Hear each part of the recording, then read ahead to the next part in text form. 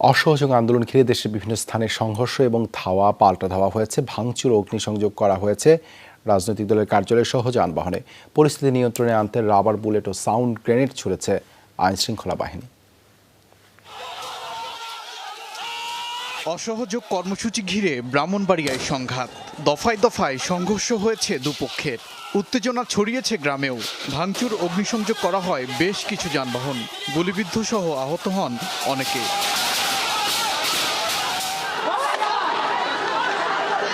রূপগঞ্জে Asian হাইওয়ের কাঞ্চন চরপাড়া এলাকা, আন্দোলনকারী ও বিরোধী পক্ষ জড়িয়েছে সংঘর্ষে, চলে পাল্টাপাল্টি ধাওয়া। নারায়ণগঞ্জের লিংক রোডও পরিণত হয় রণক্ষেত্রে, আন্দোলনকারীরা ভাঙচুর করে বেশ কিছু স্থাপনা, ধাওয়া পাল্টা ধাওয়া হয়েছে দুপক্ষে। অসহযোগ আন্দোলনের সমর্থকরা পুড়িয়ে দেয় ফরিদপুর জেলা আওয়ামী লীগের কার্যালয়, পাশাপাশি আগুন দেওয়া হয় আরও কয়েকটি ভবনে, হয়েছে দুপক্ষের সংঘর্ষ।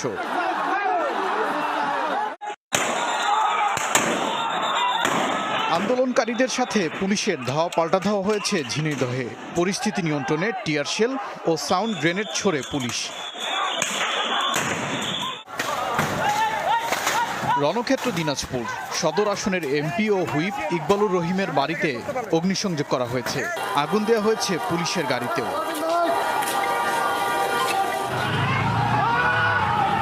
সহিংসতা হয়েছে নাটোরেও, চলে ধাওয়া পাল্টা ধাওয়া। উত্তেজনা দেখা গেছে লক্ষ্মীপুরেও, চলে দুপক্ষের হামলা পাল্টা হামলা। রণক্ষেত্র খুলনা নগরী, জেলা আওয়ামী লীগ কার্যালয়ের পাশাপাশি ভাঙচুর চালানো হয় জেলা পরিষদেও, আগুন দেওয়া হয় কয়েকটি গাড়িতে। উত্তাল চট্টগ্রাম নগরী, নিউ মার্কেট এলাকায় আন্দোলনকারীদের সাথে পুলিশের ধাওয়া পাল্টা ধাওয়া হয়, ছোড়া হয় টিয়ার শেল ও সাউন্ড গ্রেনেড।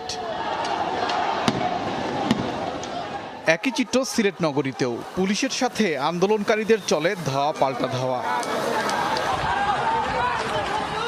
আন্দোলনকারী ও বিরোধী পক্ষের সংঘর্ষ হয়েছে চাঁদপুরে, ধাওয়া পাল্টা ধাওয়া আর ভাঙচুরে ছড়ায় উত্তেজনা। দিনভর উত্তাল ছিল ঝালকাঠি, পুলিশের সাথে আন্দোলনকারীদের সংঘর্ষ হয়েছে, আহত হয়েছে বেশ কয়েকজন। সহিংসতা ঘটেছে মানিকগঞ্জেও, আন্দোলনকারীদের সাথে পুলিশের ধাওয়া পাল্টা ধাওয়া হয়েছে, পরিস্থিতি নিয়ন্ত্রণে ছোড়া হয় টিয়ার শেল ও সাউন্ড গ্রেনেড।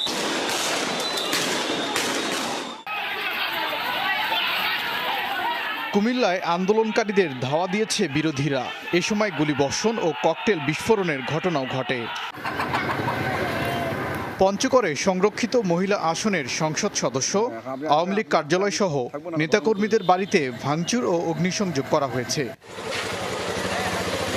চাঁপাইনবাবগঞ্জে দুপক্ষের সংঘর্ষ হয়েছে, আগুন দেওয়া হয় জেলা আওয়ামী লীগ কার্যালয়ে, পোড়ানো হয়েছে বেশ কিছু যানবাহন।